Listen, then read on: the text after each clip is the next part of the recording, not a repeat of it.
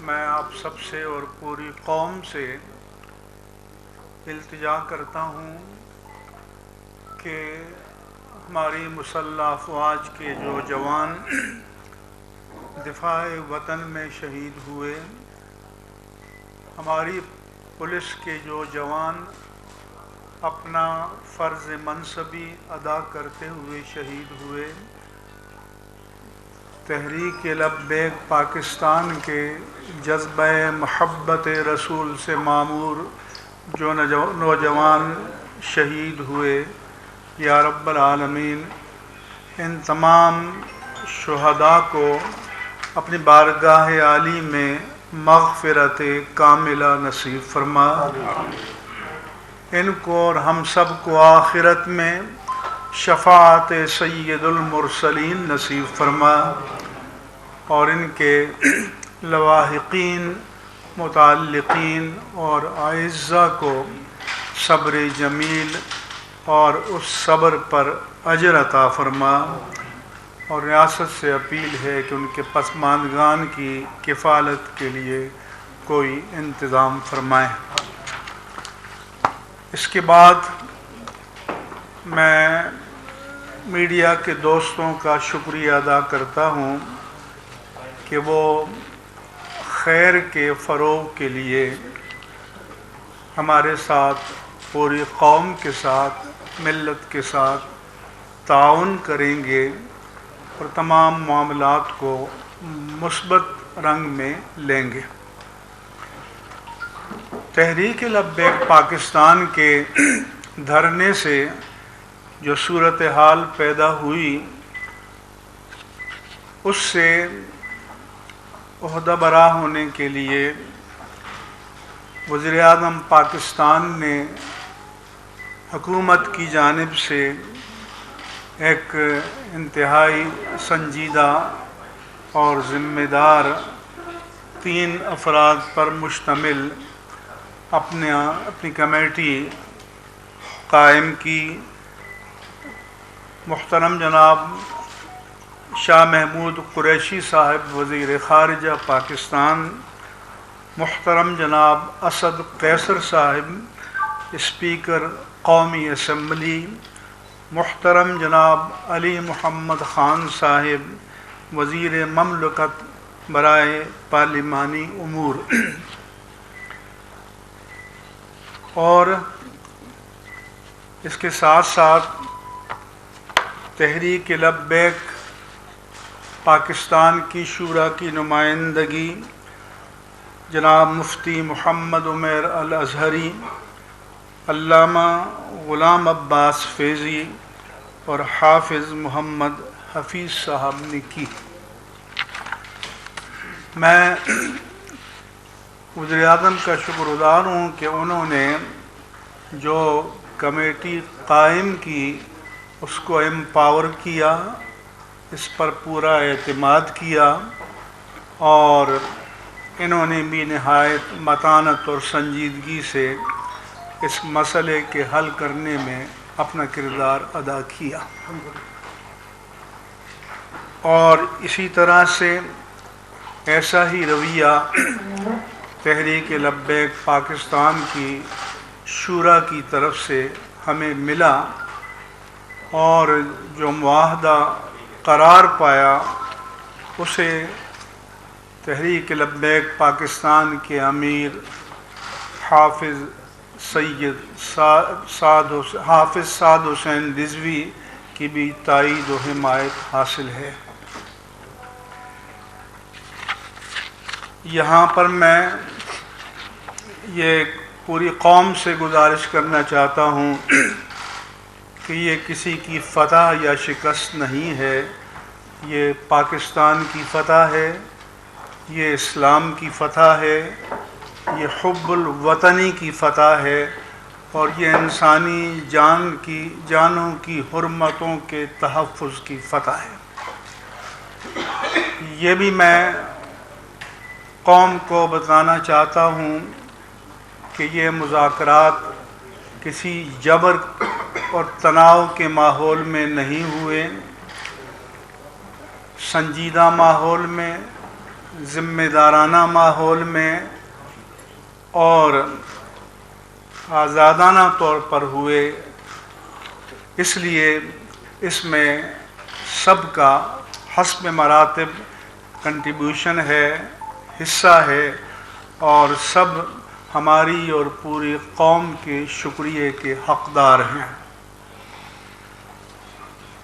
یہ معاہدہ اس لیے ہوا کہ جوش پر ہوش غالب آیا، جذباتیت پر معقولیت غالب آئی، اور تمام فریقوں نے حکمت و تدبیر و تدبر اور بصیرت کا مظاہرہ کیا، اور اس کے نتیجے میں آج ہم یہاں آپ کے سامنے بیٹھے ہوئے ہیں۔ میں چند کلمات آپ کو پڑھ کر سناتا ہوں۔ الحمدللہ علی احسانہ، حکومت پاکستان اور تحریک لبیک پاکستان کے مابین اعتماد باہمی کے ماحول میں تفصیلی مذاکرات کے بعد اتفاق رائے سے معاہدہ طے پا چکا ہے۔ آئندہ ہفتے عشرے میں اس کے مثبت نتائج سامنے آ جائیں گے۔ معاہدے کے فریقین نے حکمت و تدبر کے ساتھ ملک و ملت کے بہترین مفاد میں یہ معاہدہ کیا، اور اللہ تعالیٰ کا کرم ہے کہ کسی ناخوشگوار صورتحال کے پیش آنے سے پہلے یہ فیصلہ ہو گیا۔ یہ پورے ملک کے لیے خیر و فلاح کی خبر ہے، اور قومی میڈیا کو اسے مثبت انداز میں پیش کرنا چاہیے، اور ملک میں امن، سلامتی اور عافیت کے لیے جو مخلصانہ جد و جہد کی گئی ہے اس میں آپ کو بھی اپنا حصہ ڈالنا چاہیے۔ تناؤ کی فضا میں جذبات کو قابو میں رکھنا اور جوش پر ہوش کا غالب آنا نہایت خوشائند ہے۔ اس معاہدے کی تفصیلات مناسب وقت پر سامنے آ جائیں گی، مگر انگریزی کا مقولہ ہے actions speak louder than the words, اس لیے آپ عملی نتائج دیکھیں گے۔ ہم نے ملک کی عافیت و سلامتی اور امن کے مفاد میں اس میں مصالحت کار کا فرض ادا کیا۔ میرے ساتھ کراچی سے سیلانی ویلفیئر ٹرسٹ انٹرنیشنل کے چیئرمین مولانا محمد بشیر فاروق قادری صاحب بھی تشریف لائے، اور ہم نے 12-13 گھنٹے مسلسل نان اسٹاپ یہ کاوش کی، محنت کی، اور جس کے نتیجے میں ہم ایک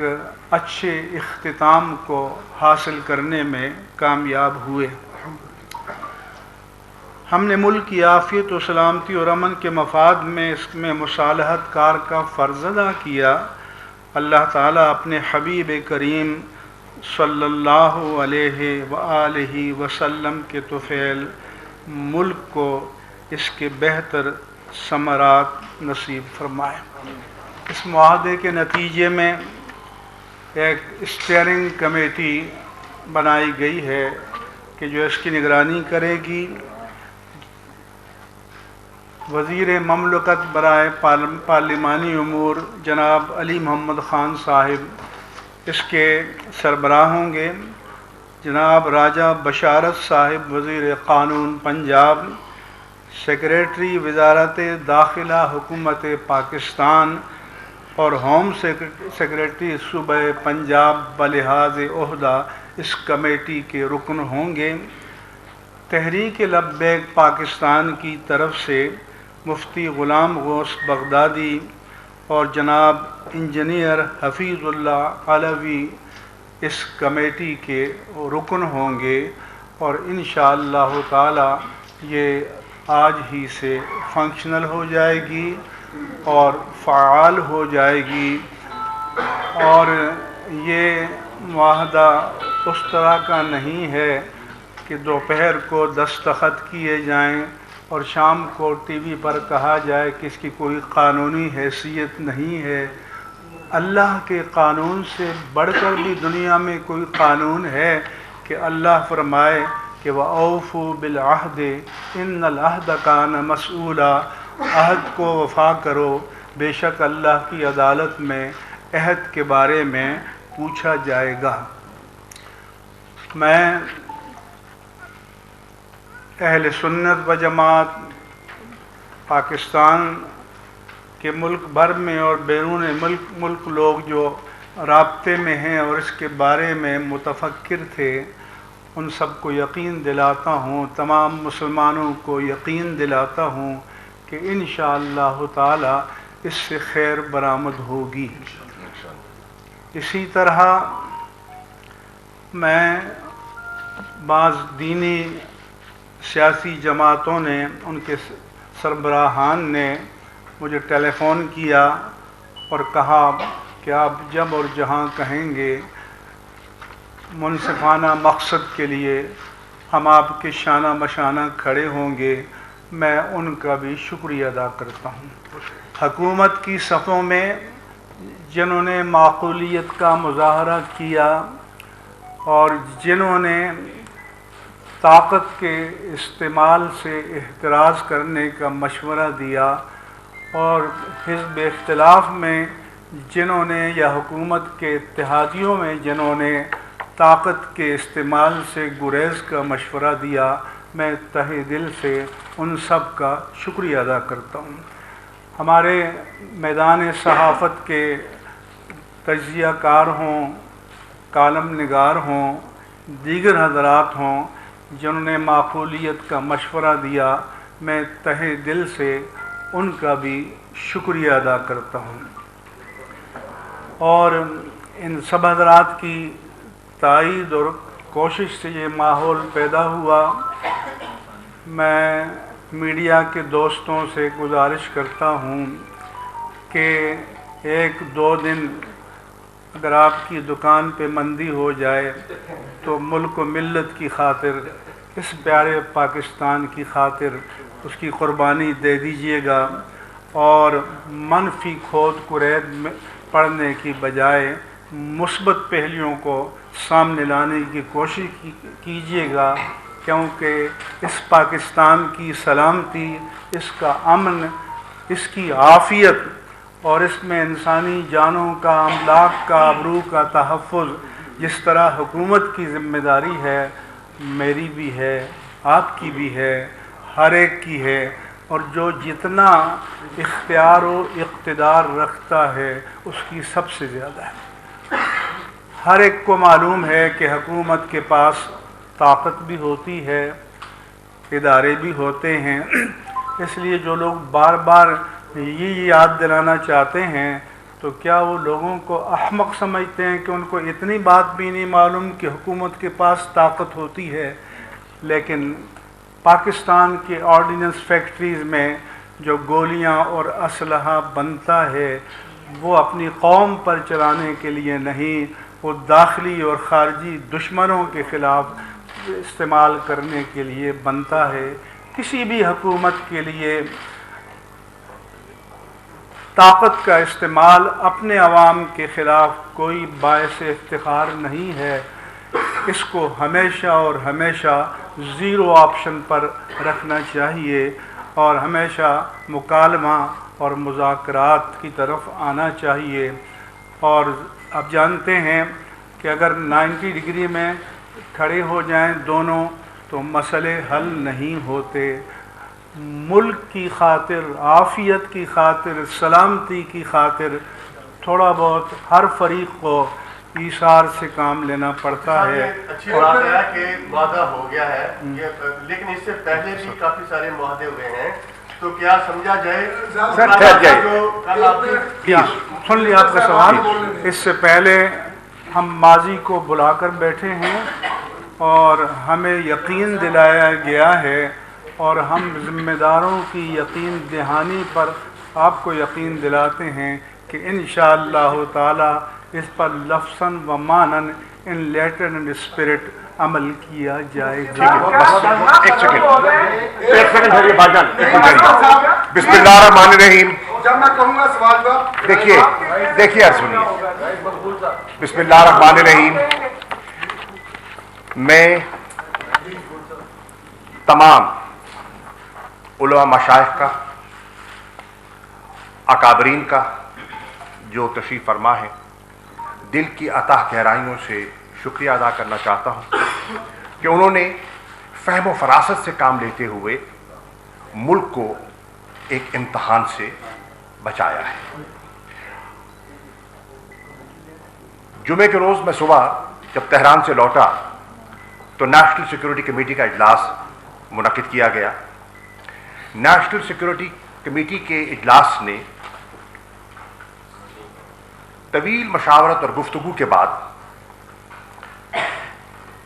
ایک فیصلہ کیا کہ ہم نے مذاکرات کو ترجیح دینی ہے اور دانش سے، طاقت سے نہیں، دانش سے اس مسئلے کو حل کرنے کو ترجیح دینی ہے۔ الحمدللہ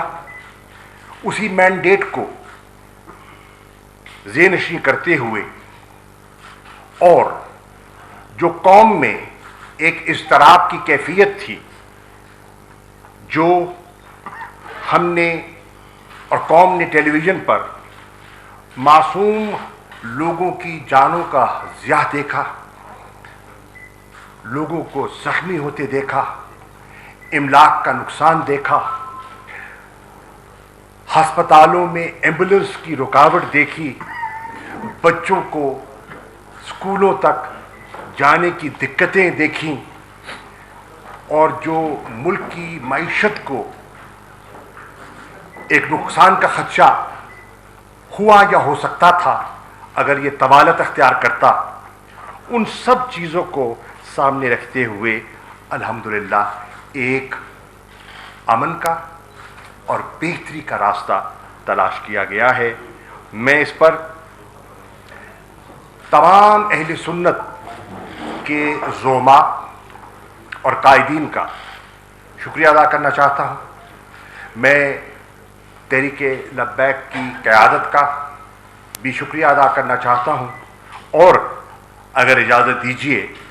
جنہوں نے اس میں اپنا حصہ شامل کیا، میں اپنے فرائض میں اس کو اپنا فرض سمجھتا ہوں کہ وہ اگر یہاں تشریف فرما نہیں بھی ہیں تو ان کا نام کا ذکر کر دیا جائے۔ مفتی منیر الرحمان صاحب تو تشریف فرما ہے، ہم ان کے شکر گزار ہیں۔ جناب مولانا بشیر فاروق قادری صاحب تشریف فرما ہے، کراچی سے تشریف لائے، ہم آپ کے شکر گزار ہیں۔ جناب سرود اعجاز قادری صاحب، جناب صاحبزادہ حامد رضا صاحب، جناب پیر عبد الخالق صاحب، جناب ڈاکٹر عبد الخیر محمد زبیر صاحب، جناب صاحبزادہ حامد سعید کاظمی صاحب، جناب پیر محمد امین صاحب، جناب خواجہ غلام قطب فرید صاحب، جناب پیر نظام سیالوی صاحب، جناب صاحبزادہ حافظ حامد رضا صاحب، جناب مفتی وزیر قادر صاحب، میاں جلیل احمد شاہپوری صاحب، جناب سید علی رضا بخاری صاحب، جناب مخدوم عباس بنگالی صاحب، جناب صاحبزادہ حسین رضا صاحب، جناب پیر حبیب عرفانی صاحب سندر شریف والے، جناب ضیاء نور شاہ صاحب اور پیر قاسم سیالوی صاحب، اور جناب صاحبزادہ سلطان احمد علی صاحب، جنہوں نے वज़ीर आज़म से मुलाकात भी की और अपना असर व रसूख और अपनी मशावरत और रहनुमाई से हमें मुस्तफ़ीद किया। इसी उनकी हिदायत, वज़ीर आज़म की हिदायत पर और सब साहिबान की फ़हम फ़रासत को सामने बरोकार लाते हुए और मुल्क व मिल्लत के मफाद को सामने रखते हुए, जानते हुए कि इंतशार में पाकिस्तान का फ़ायदा नहीं है, उन कुव्वतों को फ़ायदा हो सकता है जो मुल्क में अफरा तफरी देखना चाहती हैं, वो कुव्वतें जो पाकिस्तान को मुस्तहकम और मुत्तहिद देखना चाहती हैं, यकीनन वो मुतफक्किर हैं। अल्लाह ने हमें उसमें सुरखरू किया है और ये बात पाया तकमील को पहुंची है। ये हम पूरी कौम को मुबारकबाद देते हैं और इन सब कायदीन का शुक्रिया अदा करते हैं और इस वक्त मामलात को यहीं हम समेटेंगे और कोई सवाल जवाब इस वक्त नहीं होगा। Thank you.